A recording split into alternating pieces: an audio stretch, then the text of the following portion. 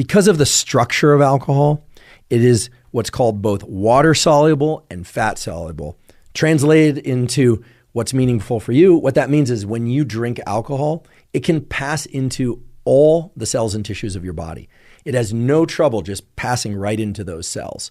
So unlike a lot of substances and drugs that actually attach to the surface of cells, to receptors as they're called, little parking spots, and then trigger a bunch of downstreams like domino cascades of effects, alcohol actually has its own direct effects on cells because it can really just pass into those cells. So it's water and fat soluble. And the fact that it can pass into so many organs and cells so easily is really what explains its damaging effects. I should mention that there are three main types of alcohol. There's isopropyl, methyl, and ethyl alcohol. And only the last one, ethyl alcohol or ethanol, is fit for human consumption. However, it is still toxic, okay? It produces substantial stress and damage to cells. I'd love to be able to tell you otherwise, but that's just a fact. Ethanol produces substantial damage to cells. And it does that because when you ingest ethanol, it has to be converted into something else because it is toxic to the body. And there's a molecule inside of all of us called NAD, and you may have heard of NAD because it's quite popular. There's a lot of discussion about NAD in the longevity literature right now. NAD is present in all our cells from birth until death. The levels of NAD tend to go down across the lifespan. There are ideas that increasing levels of NAD may extend lifespan. A lot of that is still controversial, or at least we should say is ongoing in terms of the research. But nonetheless, when you ingest ethanol, NAD and related biochemical pathways are involved in converting that ethanol into something called acetaldehyde. It's broken down into acetaldehyde. And if you thought ethanol was bad, acetaldehyde is particularly bad. Acetaldehyde is poison. It will kill cells. It damages and kills cells, and it is indiscriminate as to which cells it damages and kills. Now, that's a problem, obviously, and the body deals with that problem by using another component of the NAD biochemical pathway to convert acetaldehyde into something called acetate. Acetate is actually something that your body can use as fuel. And that process of going from ethanol to acetaldehyde to acetate does involve the production of a toxic molecule, right? Again, acetaldehyde is really toxic. And NAD, and if we want to get technical, it's the NAD to NADH ratio. And that chemical step is the rate limiting step to ethanol's metabolism. What does that mean for you? What that means is that if your body can't do this conversion of ethanol to acetaldehyde to acetate fast enough, well, acetaldehyde will build up in your body and cause more damage. So it's important that your body be able to do this conversion very quickly. And the place where it does that is within the liver. And cells within the liver are very good at this conversion process. But they are cells and they are exposed to the acetaldehyde in the conversion process. And so cells within the liver really take a beating in the alcohol metabolism events. So the key thing to understand here is that when you ingest alcohol, you are, yes, ingesting a poison, and that poison is converted into an even worse poison in your body, and some percentage of that worse poison is converted into a form of calories that you can use to generate energy, generate ATP. And the reason why alcohol is considered empty calories is because that entire process is very metabolically costly, but there's no real nutritive value of the calories that it creates. You can use it for immediate energy, but it can't be stored in any kind of meaningful or beneficial way. It doesn't provide any vitamins. It doesn't provide any amino acids. It doesn't provide any fatty acids. It's truly empty calories. I know some people talk about sugar as empty calories, but sugar actually is a far better fuel source than alcohol or acetate.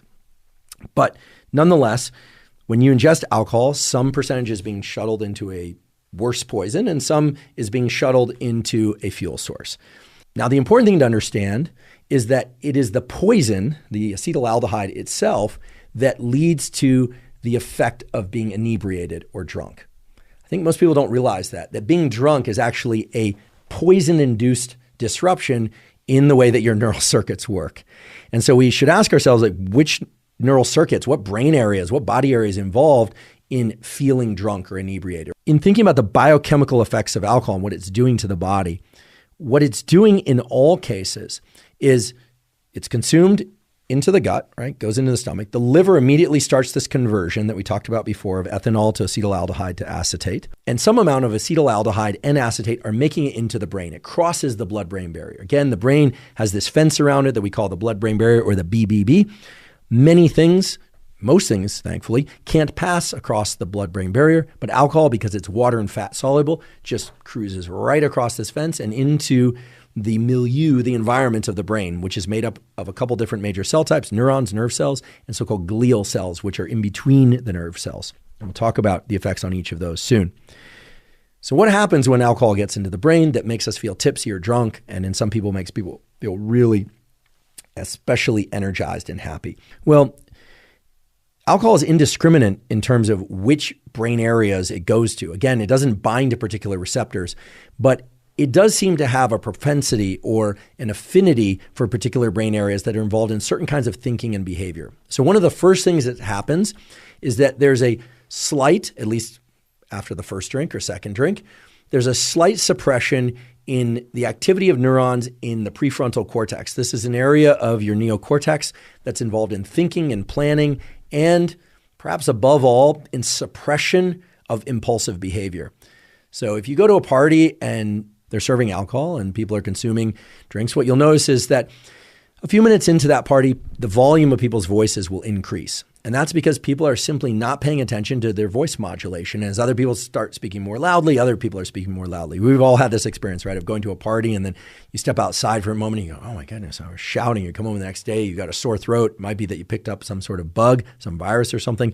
But oftentimes it's just the fact that you've been shouting all night just to be heard, because as the prefrontal cortex shuts down, people stop modulating their level of speech quite as much. Also notice that people start gesticulating more. People start standing up and sitting down more. They'll start walking around more. If there's music on, people might spontaneously start dancing. All of this is because these areas of the prefrontal cortex normally are providing what's called top-down inhibition. They are releasing a neurotransmitter called GABA onto various parts of the brain. They're involved in impulsive motor behavior and thought patterns. And as you shut down the prefrontal cortex, that GABAergic suppression of impulses starts to be released. So people will say things that they want to say without so much forethought about what they're saying. Or they might do things that they want to do without really thinking it through quite as much, or they might not even remember thinking it through at all, or experience, I should say, thinking it through at all. We haven't talked about blacking out yet and the effects of alcohol on memory. But as long as we're there, I'll just tell you that alcohol has a very strong effect in suppressing the neural networks that are involved in memory formation and storage. This is why oftentimes we forget the events of a night out if we've been drinking. One of the more important things to know about the effects of alcohol in the brain is this disruption in top-down inhibition, but also that areas of the brain that are involved in flexible behavior, sort of considering different options, like I could do A or I could do B. I could say this to them or I could say that. I could say it in that way or I could say it in this way. This might be a little more tactful. Those brain areas basically shut down entirely, and people just tend to say what they want to say. So the key thing to understand is that when people drink, the prefrontal cortex and top-down inhibition is diminished. That is, habitual behavior and impulsive behavior starts to increase. Now, what's interesting is this is true in the short term, so after people have one or two, maybe 3 or 4 drinks, but it's also true that the more often that people drink, there are changes in the very circuits that underlie habitual and impulsive behavior.